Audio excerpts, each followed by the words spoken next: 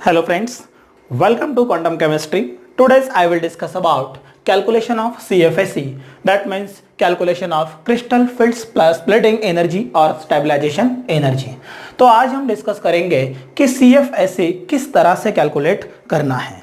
तो CFSE calculate करने से पहले आपको पता होना चाहिए distribution of electron into T2G and EG. Therefore I can write before calculation of CFSE, if electron transfer into T2G orbital, electron transfer into T2G orbital, then energy of orbital lowered by 0.4, therefore it can be written as minus 0.4 delta naught. अगर electron T2G में shift होता है तो energy of orbital lowered by 0.4 and if electron transfer into EG orbital, अगर वही electron EG orbital में shift होता है then energy of orbital increase by 0.6 delta naught. 0.6 delta naught. That means you can focus on energy lowered by 0.4, energy enhanced or increased by 0.6. Therefore to calculate CFSE, तो CFSE calculate करने के लिए जो formula है that formula becomes minus 0.4x plus 0.6 y. I can write delta naught. तो यहां पर you can write where your x होगा electron occupied by T2G orbital and y is nothing but electron occupied by EG orbital. मतलब यहां पर एक बात clear है, x and y are electron occupied by T2G orbital and y means electron occupied by EG orbital. तो इस formula से आप इजीली CFSE कैलकुलेट कर सकते हो. एग्जांपल के तौर पर यहां पर मैं देखता हूं कुछ कॉन्फ़िगरेशन. अगर मैं यहां पर ले रहा हूं D6 कॉन्फ़िगरेशन, यहां पर ले रहा हूं D6 कॉन्फ़िगरेशन और D6 कॉन्फ़िगरेशन में अगर मैं लेता हूं ये लो स्पिन कॉम्प्लेक्स, कौन सा कॉम्प्लेक्स होना चाहिए ये लो स्पिन कॉम्प्लेक्स. तो electronic configuration in D6 it becomes what T2G6 and Eg0. T2G6 and Eg0. तो यहां पर CFSE का कैलकुलेशन जो होगा वो होगा कुछ इस तरह से. T2G6 and Eg0 that means T2G में 6 इलेक्ट्रॉन्स हैं और Eg में यहां पर 0 इलेक्ट्रॉन्स हैं. तो आई can right minus 0.4 into 6 plus 0.6 into 0. Therefore it become 6 4s are 24 minus 2.4 delta naught, that means it becomes minus 24 dq. तो D6 कॉन्फ़िगरेशन में CFSE को ऐसे का कैलकुलेशन कुछ इस तरह से होना चाहिए. इंस्टेड ऑफ अगर मैं यहां पर लेता हूं D8 कॉन्फ़िगरेशन, ये भी रेफर करता हूं यहां पर लो स्पिन कॉम्प्लेक्स. कौन सा कॉम्प्लेक्स होना चाहिए लो स्पिन कॉम्प्लेक्स. तो D8 it can be written as what T2G6 and Eg2. T2G6 and Eg2. Therefore CFSE is equal to minus 0.4 into 6 plus 0.6 into 2. Therefore it become 6 4 are 24 minus 2.4 minus 2.4 plus 6 2 जा 1.2, ये बना 1.2 minus 2.4 plus 1.2 it becomes minus plus minus, तो कितना होना चाहिए, ये बनेगा 2.4 plus 1.2, तो यहाँ पर आप देख सकते हो 2.4, यहाँ पर प्लस 1.2, 1, ये मिलेगा 1.2, कितना मिलना चाहिए 1.2।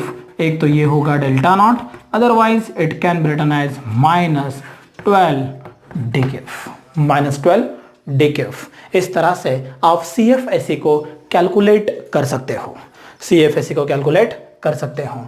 This is calculation of CFSE। Now move to the next point, what identification of magnetic nature. Identification of magnetic nature.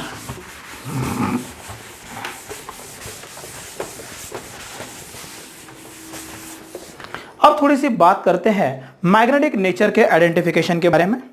Therefore यहां पर आप देख सकते हो नेक्स्ट हेडिंग,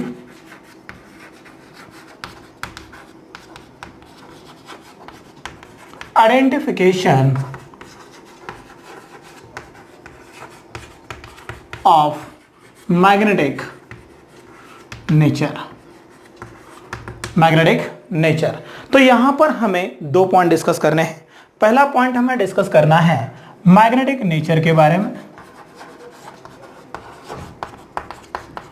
मैग्नेटिक नेचर के बारे में पहला पॉइंट डिस्कस करना है। Magnetic nature are of 3 types fundamentally, that means I can write magnetic nature is nothing but first one is diamagnetic, second one is paramagnetic, and third one is ferromagnetic. तो आप यहां पर देख सकते हो diamagnetic, paramagnetic and ferromagnetic. Diamagnetic, अब यहां पर डायमैग्नेटिज्म, पैरामैग्नेटिज्म या फेरोमैग्नेटिज्म, हाउ टू आइडेंटिफाई। तो यहां पर एक बात क्लियर होनी चाहिए, diamagnetic that means the compound in which there will no any unpaired electron, no any unpaired electron and which do not have any magnetic moment, do not have any magnetic moment, that means I can write zero magnetic moment are called as diamagnetic in nature। अगर बात करते हैं paramagnetic की, that means paired electron will be there and that possess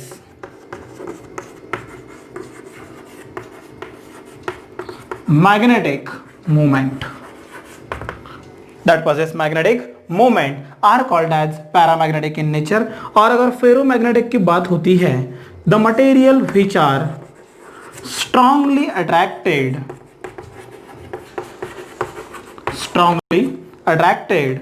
by magnetic field are called as ferromagnetic। in short आप यहां पर देख सकते हो कि पैरामैग्नेटिक, डायमैग्नेटिक और फेरोमैग्नेटिक क्या होना चाहिए।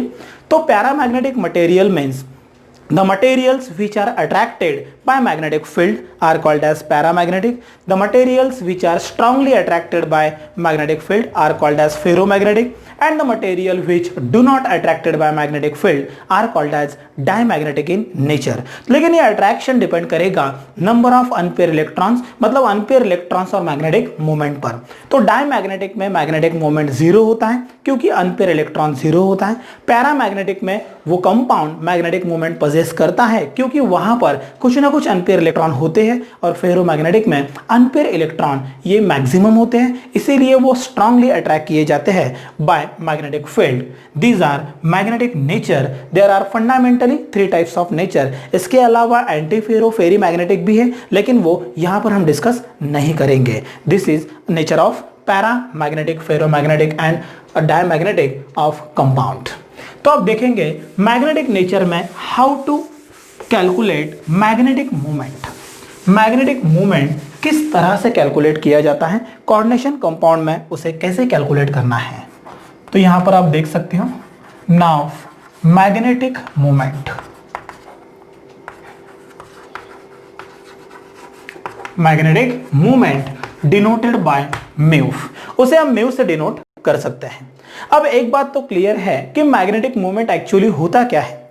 Magnetic moment means if any compound contain unpair electron, अगर किसी कंपाउंड के सेंट्रल मेटल एटम में अनपेयर इलेक्ट्रॉन प्रेजेंट है तो उसे अनपेयर इलेक्ट्रॉन का spin is equivalent to electric field, और वहां पर इलेक्ट्रिक फील्ड को इक्विवेलेंट होने के रीजन से वो इलेक्ट्रॉन एक्ट एज और behaves as a magnet the area और the region surrounded by that spin, that means electron called as what, magnetic field. इसका मतलब सीधी सी बात, अगर इलेक्ट्रॉन मूव होता है तो इलेक्ट्रॉन के सराउंडिंग में मैग्नेटिक फील्ड क्रिएट होती है, that means it is clear that. तो magnetic moment how to calculate, तो मैग्नेटिक मोमेंट में एक चीज तो क्लियर होनी चाहिए कि in general magnetic moment mu is nothing but what, EH, ये क्या होना चाहिए, EH by 4 pi mc, EH by 4 pi mc, therefore EH by 4 pi mc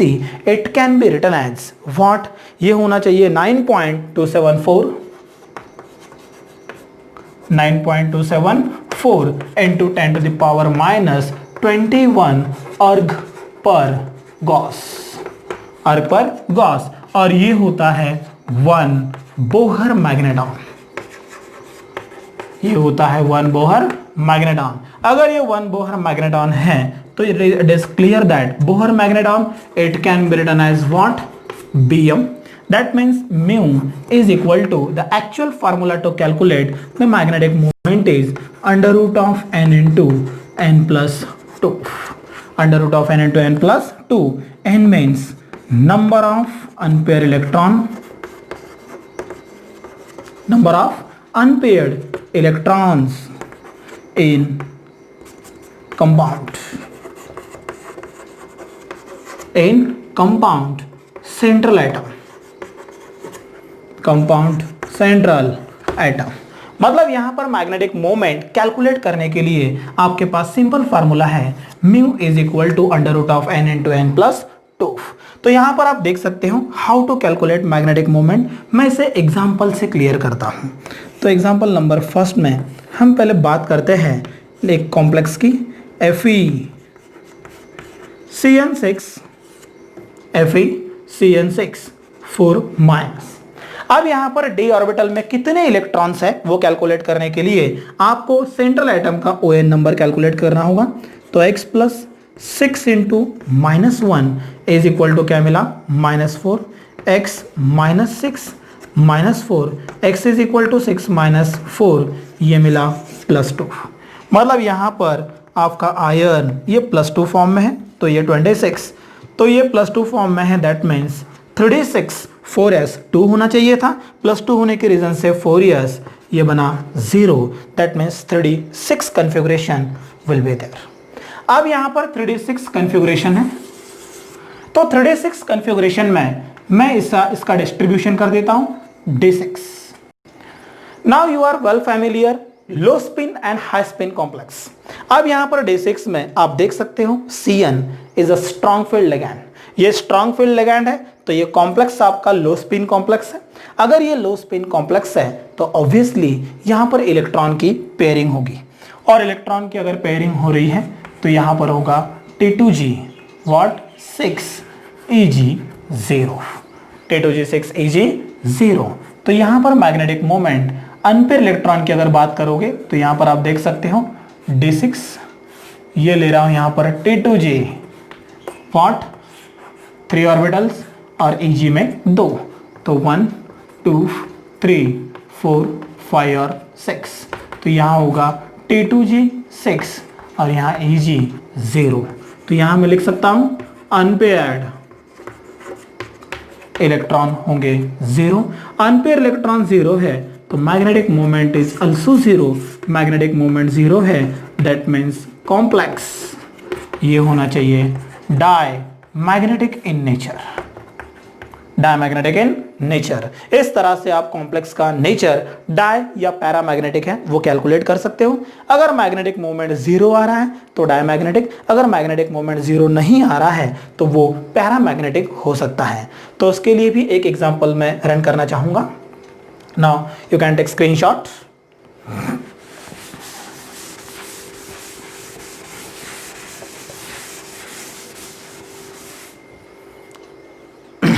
ये आपका एक एग्जांपल था। मैं सेकंड एग्जांपल यहां पर रेफर करता हूं।